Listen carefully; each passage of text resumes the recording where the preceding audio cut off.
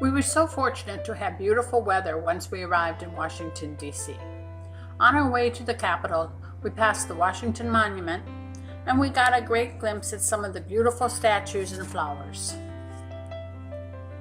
The first stop was the U.S. Capitol. The Capitol is set amongst 58.8 acres of winding paths, memorial trees, inviting benches, and beautiful flowers that are changed seasonally.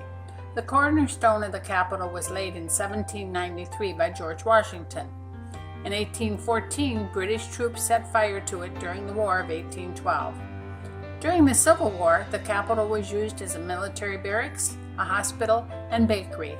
Lincoln believed that the Capitol must go on just as the Union must go on. The Capitol stands as a monument to the American people. It is where the issues facing the nation are considered, debated, and written into law. The U.S. Capitol also houses an important collection of American art, and it is an architectural achievement in its own right. On display in the Capitol Visitor Centers are many statues donated by states to honor persons notable in their history. Among them was King Kamehameha, donated by Hawaii, who unified all of the inhabited islands of Hawaii under his rule. Wyoming donated Chief Wasaki for his negotiation of 3 million acres of Wyoming for the Shoshone tribes.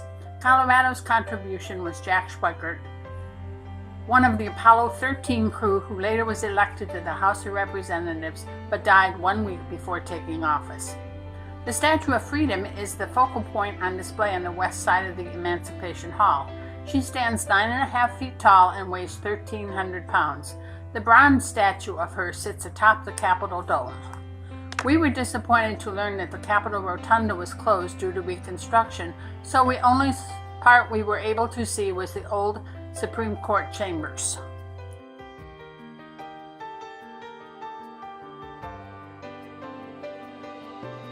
Across the street from the Capitol are the Supreme Court building and the Library of Congress, two of the most beautiful buildings in Washington, but time would not permit us to visit them.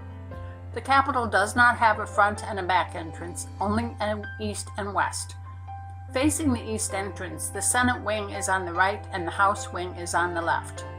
In addition to the Capitol building, 6 congressional office buildings and 3 Library of Congress buildings make up Capitol Hill. The west entrance faces the Washington Monument and the Mall and is where the presidential inaugurations are held. During the summer months, popular concerts are held on the West Lawn. Thousands attend the Memorial Day concert, a Capitol 4th, and the Labor Day concert. During the holiday season, members of Congress invite the public to attend the lighting of the Capitol Christmas tree.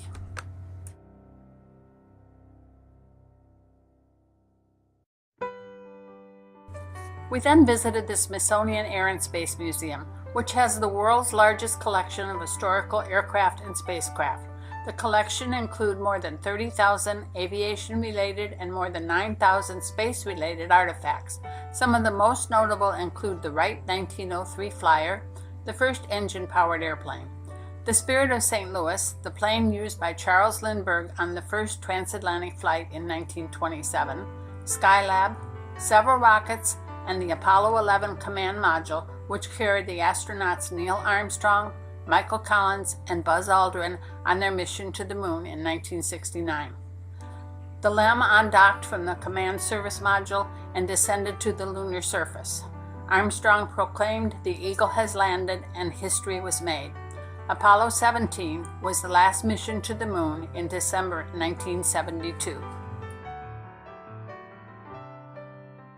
Across from the Air and Space Museum is the National Gallery of Art. Next to it is the National History Museum, which offers a collection of over 124 million objects.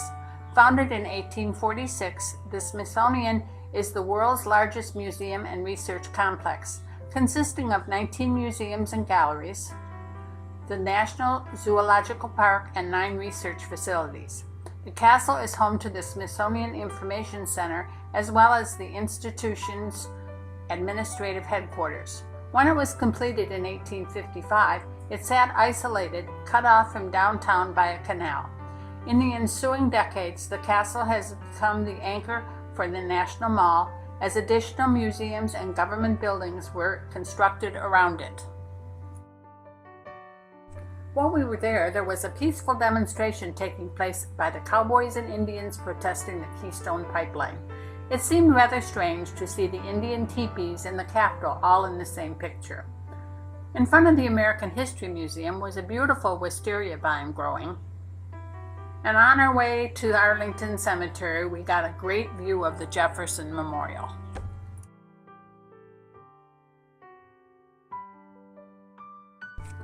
Laying our nation's veterans and the eligible family members to rest with dignity and honor, while treating their loved ones with respect and compassion, is the cornerstone of Arlington National Cemetery's mission.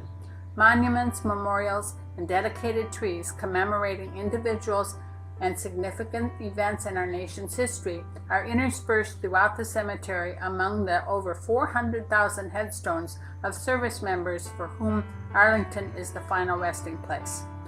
They honor the events and members from all branches of service of the military and also pay respect to astronauts, nurses, chaplains, war correspondents, and unknowns, just to name a few. These men and women will never be forgotten. Their legacies will live on forever, be a part of the national fabric. Among the notables, the eternal flame of JFK's grave and the simple cross marking Robert Kennedy's grave.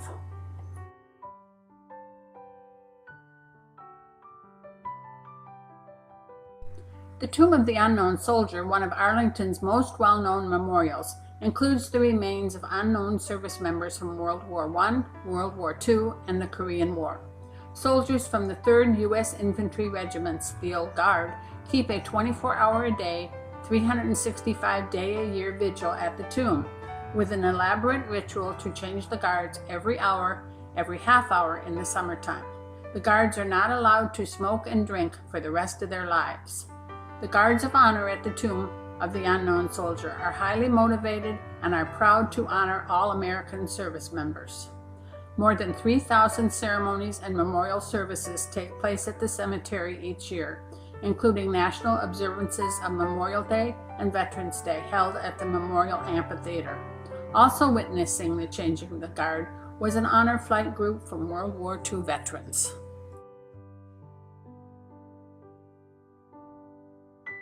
The home on top of the hill was once owned by Robert E. Lee. After Lee vacated the home in 1861 at the onset of the Civil War, federal troops occupied the property as a camp and headquarters. Lee had resigned his commission in the Union Army to join the Confederacy. This tomb holds the bones of 2,200 Civil War Union soldiers. Built to honor George Washington, the 555-foot monument stands at the east end of the reflecting pool opposite the Lincoln Memorial.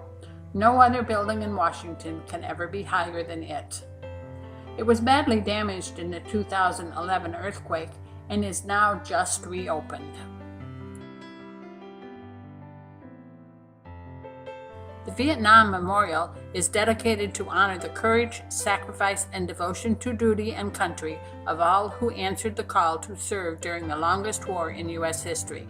Inscribed on black granite walls are the names of more than 58,000 men and women who gave up their lives or remain missing. A short distance from the wall is the Three Soldiers bronze statue depicting a white, black, and Hispanic soldier paying tribute to their fallen comrades.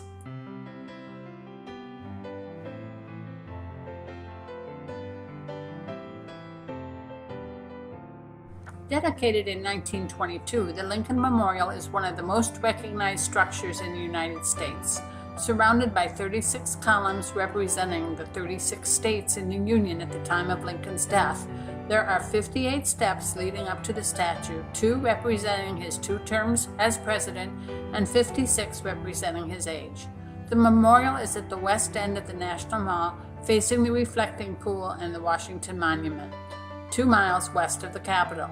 It features a solitary 19-foot tall statue of Abraham Lincoln sitting in contemplation, which is flanked on both side chambers with inscriptions of Lincoln's second inaugural address and arguably his most famous speech, the Gettysburg Address. The Korean War Veterans Memorial was dedicated in 1995 to 1.5 million American men and women who served in the Korean War. The expansive memorial includes a group of 19 statues that depict soldiers on patrol in the rugged Korean countryside. The 7-foot-tall statues are made of stainless steel, wear authentic Korean War era gear designed to appear as if they are walking into the wind. They also seem to be talking to one another as they march into battle. A granite wall has a mural of the faces of 2,400 unnamed soldiers, which also reflects the 19 statues. Much to our surprise, we were lucky enough to be able to obtain tickets for the White House Garden Tour. The gardens are only open 2 days in the spring and 2 days in the fall. Of course, it meant standing in a long line to obtain the tickets, and then again when our scheduled time arrived. We became well acquainted with the statue of Major General William Sherman. The monument to General William Sherman, a general who served under Ulysses S. Grant in the Union Army during the Civil War, is elaborate and prominently placed in the President's Park just next to the White House and in front of the Treasury Building. Since First Lady Patricia Nixon opened the South Lawn for seasonal tours over 40 years ago, guests from across the country and around the world have come to visit these historic grounds. The White House grounds are the oldest continually maintained landscape in the United States. It was a thrill to be standing at the south entrance of the White House, admiring the beautiful wisteria vine adorning the stairway. The spectacular view from the south entrance looks out over the beautiful fountain, the Washington Monument, and in the distance the Jefferson Memorial. 2 formal gardens ornament the White House landscape: the Jacqueline Kennedy Garden located between the residence and the East Wing, and the Rose Garden between the residence and the West Wing. Off the south end of the Oval Office is a putting green, private pool, and even a playground. The Children's Garden, created by Lady Bird Johnson, features a fish pond with paving stones containing castings from the past 40 years of the handprints and footprints of the grandchildren who were alive when their grandfathers were present. Adjacent to the Children's Garden is the tennis and basketball court. Since the 1870s, most presidents have planted a commemorative tree while they were in office. Their variations in species and generations represent the historical flow of the president's house. The White House gardens are continually growing and adapting, just like the seat of the government they encompass.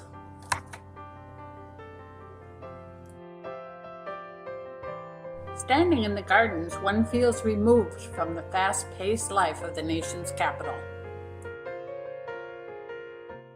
The design of the Air Force Memorial symbolizes flight and the flying spirit, with 3 stainless steel spires that soar 270 feet high and represent contrails of the Air Force Thunderbirds as they disperse into the bomb burst maneuver. It is located near Arlington Cemetery and overlooks the area of the Pentagon that was hit during the September 11, 2001 attack. Next to the spires are 4 bronze statues of the honor guards, and behind them a black granite inspiration wall.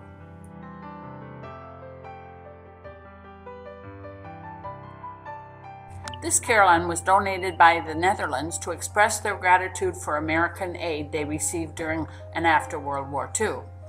The United States Marine Corps War Memorial depicts one of the most famous incidents of World War II. The memorial is dedicated to all Marines who have given their lives in defense of the United States since 1775. The Battle of Iwo Jima was one of the bloodiest battles of the war, with more than 6,800 American and 23,000 Japanese casualties. Of the 6 soldiers, only 3 survived the war.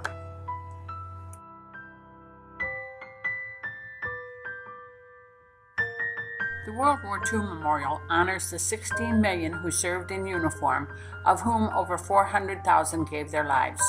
It also honors the many millions who supported the war effort on the home front and celebrates the American spirit, national unity, and victory.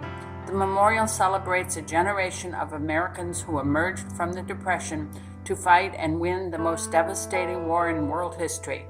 This war was fought across 6 of the world's 7 continents and all of its oceans. It killed 50 million human beings, left hundreds of millions of others wounded in mind and body, and devastated great parts of the world. The memorial is located at the east end of the reflecting pool and west of the Washington Monument. The Franklin Delano Roosevelt Memorial is one of the more expansive memorials in the nation. A statue of Roosevelt in a wheelchair depicts the physical disability that defined FDR's character and inspired his leadership. An urban breadline recalls both the despair and the hope of the times. The statue of Eleanor commemorates her role as First Lady, as well as her later work as UN delegate and champion for human rights. Here he is depicted with his beloved dog Fallow. Yet its shade trees, waterfalls, statuary, and quiet alcoves create the feeling of a secluded garden rather than an imposing structure.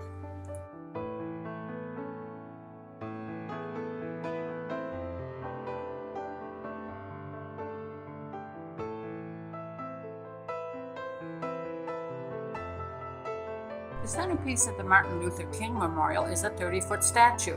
It reflects a line from his I Have a Dream speech, "Out of the mountain of despair, a stone of hope."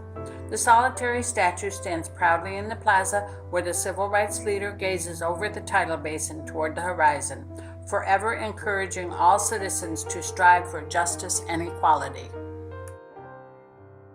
On our way to the Jefferson Memorial, we passed the monument to John Paul Jones. The Jefferson Memorial is located on the south side of the tidal basin.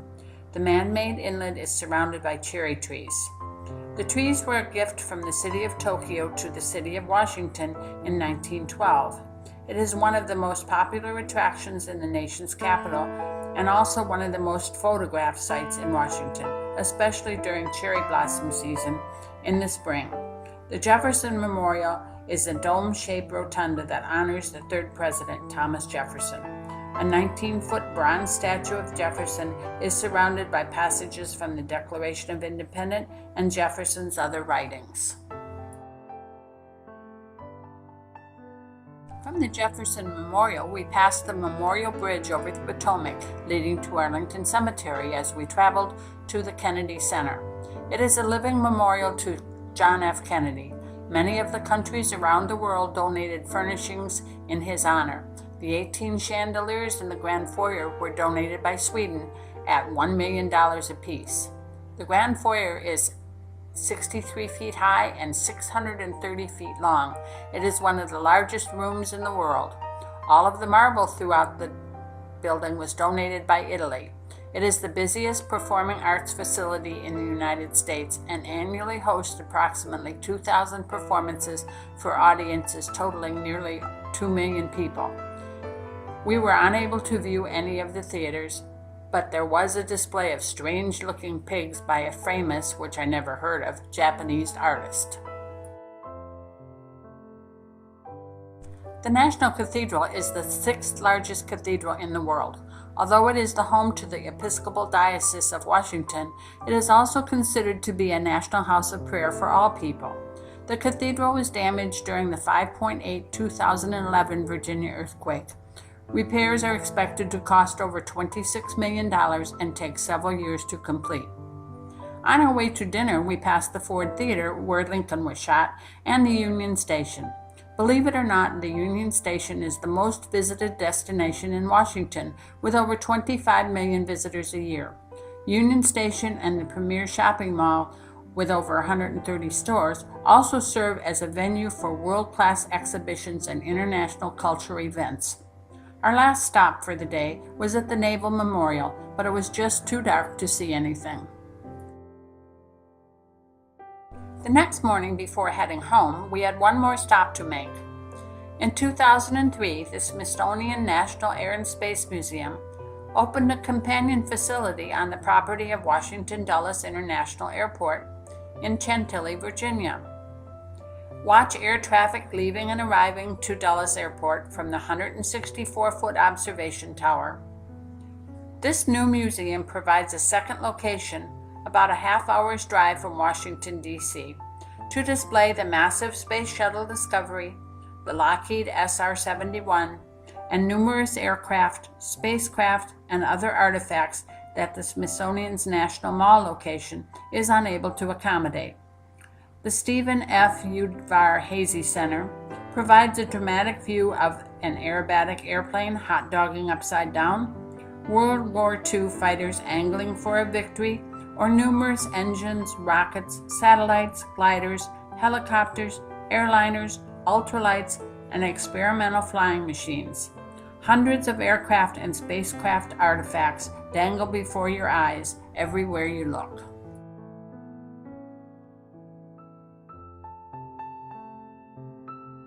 The hangar that houses the Space Shuttle Discovery is 10 stories high and 3 football fields long. The Discovery is one of the retired orbiters of the Space Shuttle program and was operational from its maiden flight in 1984 until its final landing in 2011. Discovery flew more than any other spacecraft, having completed 39 successful missions in over 27 years of service. In 1984, Discovery became the third operational orbiter following Columbia and Challenger, and made its final touchdown at Kennedy Space Center in 2011, having spent a cumulative total of almost a full year in space. Discovery performed both research and International Space Station assembly missions. Discovery also flew the Hubble Space Telescope into orbit.